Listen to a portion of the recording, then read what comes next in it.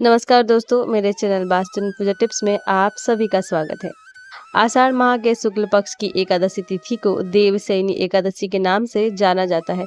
इस दिन भगवान विष्णु और माता लक्ष्मी की पूजा की जाती है। कहते हैं कि इस व्रत को करने से व्यक्ति की सभी मनोकामनाएं पूरी होती है, साथ ही आपकी आय और आयु में वृद्धि होती है। इस दिन व्रत और पूजा के साथ साथ देवशयनी एकादशी की कथा सुननी और पढ़नी चाहिए। इसके बिना व्रत को अधूरा फल मिलता है। आइए जानते हैं देवशयनी एकादशी की कथा और कुछ विशेष उपायों के बारे में। देवशयनी एकादशी व्रत कथा। धर्मराज युधिष्ठिर ने कहा, हे केशव, आषाढ़ शुक्ल एकादशी का क्या नाम है, इस व्रत के करने की विधि क्या है और किस देवता का पूजन किया जाता है। श्री कृष्ण कहने लगे कि हे युधिष्ठिर, जिस कथा को ब्रह्मा जी ने नारद जी को कहा था वही मैं तुमसे कहता हूँ। एक बार देव ऋषि नारद जी ने ब्रह्मा जी से इस एकादशी के विषय में जानने की उत्सुकता प्रकट की। तब ब्रह्मा जी ने उन्हें बताया, सतयुग में मांधाता नामक एक चक्रवर्ती सम्राट राज्य करते थे। उनके राज्य में प्रजा बहुत सुखी थी, किंतु भविष्य में क्या हो जाए यह कोई नहीं जानता। अतः वो भी इस बात से अनजान थे कि उनके राज्य में शीघ्र ही भयंकर अकाल पड़ने वाला है। उनके राज्य में पूरे 3 वर्ष तक वर्षा न होने के कारण भयंकर अकाल पड़ा। इस अकाल में चारों ओर त्राही त्राही मच गई। धर्म पक्ष के यज्ञ, हवन, पिंडदान, कथा, व्रत आदि में भी कमी हो गई। जब मुसीबत पड़ी तो धार्मिक कार्य में प्राणी की रुचि कहाँ रह जाती है। प्रजा ने राजा के पास जाकर अपनी वेदना की दुहाई दी। राजा तो इस स्थिति को लेकर पहले से ही दुखी थे। वे सोचने लगे कि आखिर मैंने ऐसा कौन सा पाप कर्म किया है जिसका दंड मुझे इस रूप में मिल रहा है। फिर इस कष्ट से मुक्ति पाने का कोई साधन करने के उद्देश्य से राजा अपनी सेना लेकर जंगल की ओर चल दिए। वहां विचरण करते करते एक दिन में ब्रह्मा जी के पुत्र अंगिरा ऋषि के आश्रम में पहुंचे और उन्होंने साष्टांग प्रणाम किया। ऋषिवर ने आशीर्वचनोपरांत कुशल क्षेम पूछा, अर्थात आशीर्वाद देते हुए उनका हाल पूछा। फिर जंगल में विचरने व अपने आश्रम में आने का प्रयोजन जानना चाहा। तब राजा ने हाथ जोड़कर कहा, हे महात्मन, सभी प्रकार से धर्म का पालन करता हुआ भी मैं अपने राज्य में दुर्भिक्ष का दृश्य देख रहा हूँ। आखिर किस कारण से ऐसा हो रहा है, कृपया इसका समाधान करें।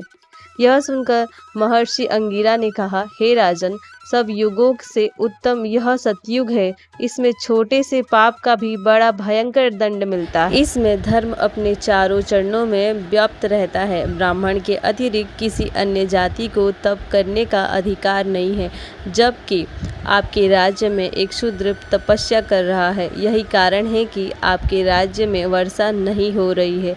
जब तक वह काल को प्राप्त नहीं होगा तब तक यह दुर्भिक्ष शांत नहीं होगा। दुर्भिक्ष की शांति उसके मरने से ही संभव है। किंतु राजा का हृदय एक नरपराध शूद्र तपस्वी का समन करने को तैयार नहीं हुआ। उन्होंने कहा, हे देव, मैं उस निरपराध को मार दूं, यह बात मेरे मन स्वीकार नहीं कर रहा। कृपा करके आप कोई और उपाय बताइए। महर्षि अंगिरा ने बताया, आषाढ़ माह के शुक्ल पक्ष की एकादशी का व्रत करें। इस व्रत के प्रभाव से अवश्य ही वर्षा होगी। राजा अपने राज्य की राजधानी लौट आए और चारों वर्णों सहित पद्मा एकादशी का विधि पूर्वक व्रत किया। व्रत के प्रभाव से उनके राज्य में मूसलाधार वर्षा हुई और पूरा राज्य धन धान्य से परिपूर्ण हो गया।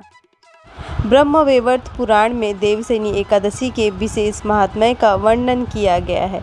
इस व्रत से प्राणी की समस्त मनोकामनाएं पूर्ण होती है। यह थी देवशयनी एकादशी की व्रत कथा। आषाढ़ माह के शुक्ल पक्ष की एकादशी तिथि को देवशयनी, हरिदेवशयनी, पद्मनाभा शयनी तथा प्रबोधनी एकादशी के नाम से भी जाना जाता है। जगत के पालनहार भगवान विष्णु और माँ लक्ष्मी का आशीर्वाद प्राप्त करने के लिए एकादशी व्रत को अधिक उत्तम माना जाता है।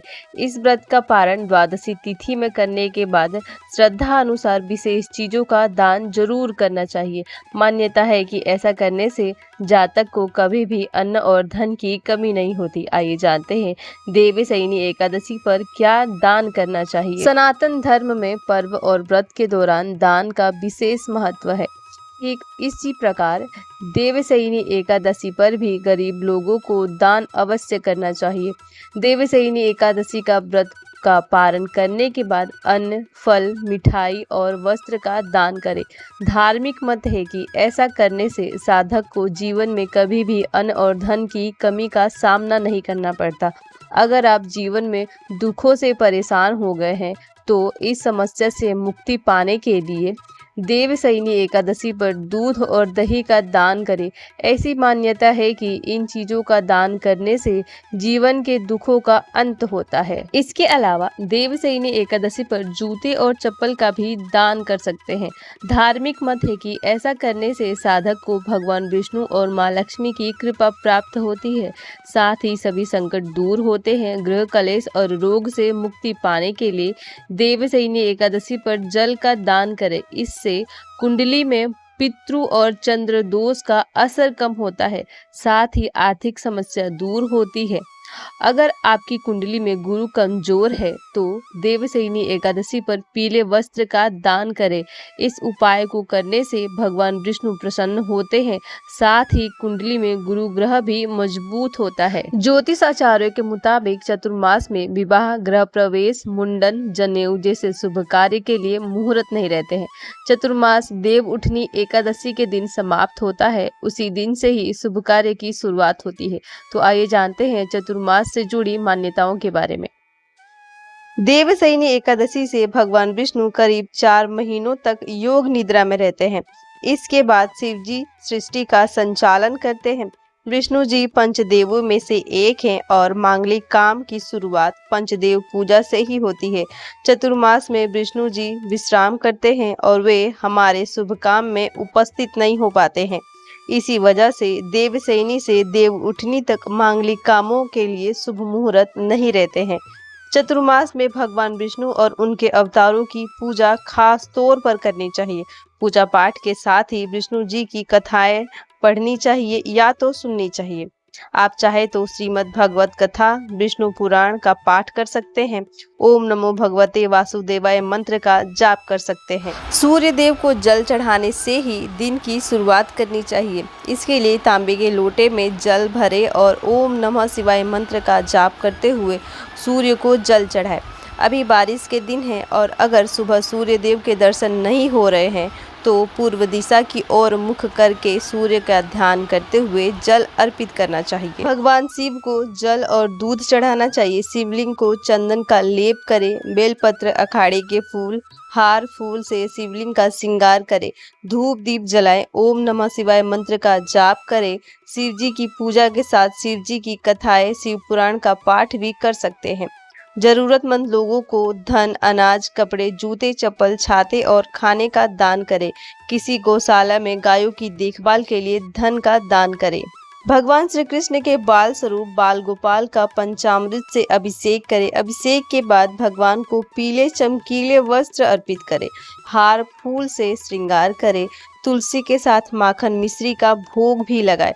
धूप दीप जलाकर आरती करें। श्री कृष्ण की पूजा में कृम कृष्णाय नमः मंत्र या फिर राधा कृष्ण मंत्र का जाप करना चाहिए। हनुमान जी के सामने दीपक जलाए और सुंदरकांड या हनुमान चालीसा का पाठ करें। रामचरितमानस का अपने समय के अनुसार पाठ कर सकते हैं। हनुमान जी के सामने राम नाम का जप भी कर सकते हैं। धार्मिक मान्यताओं के अनुसार देवशयनी एकादशी का व्रत करने से कई गुना अधिक शुभ फलों की प्राप्ति होती है।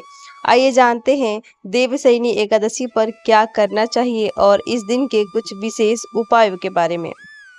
अगर घर में सुख समृद्धि चाहते हैं तो देवशयनी एकादशी के दिन भगवान विष्णु का दक्षिणावर्ती शंख में जल और केसर डालकर जलाभिषेक करें।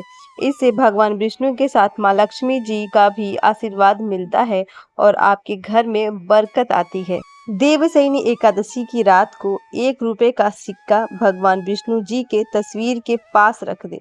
रात भर यह सिक्का वहीं रहने दे। अगले दिन सुबह यह सिक्का लाल कपड़े में बांधकर अपने धन के स्थान या तिजोरी में रख दे। मान्यता है कि इससे माँ लक्ष्मी प्रसन्न होती हैं और धन की कभी भी कमी नहीं होती है। दाम्पत्य जीवन में खुशियां पाने के लिए देवशयनी एकादशी के दिन तुलसी के पौधे के पास देसी घी का दीपक जलाकर आरती करें और लाल चुनरी अर्पित करें। ओम नमो भगवते वासुदेवाय नमः मंत्र का जाप करते हुए 11 बार परिक्रमा करें। इस उपाय से पति पत्नी के रिश्ते मजबूत होते हैं। अगर आपके बच्चे का मन पढ़ाई में नहीं लगता है, करियर में तरक्की रुक गई है, तो देवशयनी एकादशी पर जरूरतमंदों को धन, अन्न, कपड़े का दान करें। इससे श्रीहरि प्रसन्न होते हैं और उनकी कृपा आप पर सदैव बनी रहती है। आज की इस वीडियो में इतना ही। आशा करती हूँ आपको यह जानकारी अच्छी लगी होगी। अगर वीडियो अच्छी लगे तो वीडियो को लाइक करें, अपने दोस्तों के साथ शेयर करें और कमेंट में राधे राधे जरूर लिखें। मिलते हैं फिर किसी नए वीडियो में, तब तक के लिए राधे राधे।